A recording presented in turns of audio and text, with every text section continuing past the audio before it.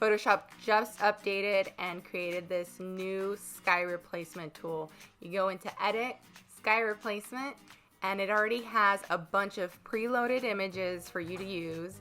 And the library of preloaded images is insane. They have different categories by just the way that the sunset looks, the color tones in them, how diffused they are. It's incredible. Once you find one that you like, you can go ahead and just click OK, and then it'll give you the ability to edit it even further. So now we can adjust that shift edge where it thinks the edge of the sky should be, and you can go in and manually do that.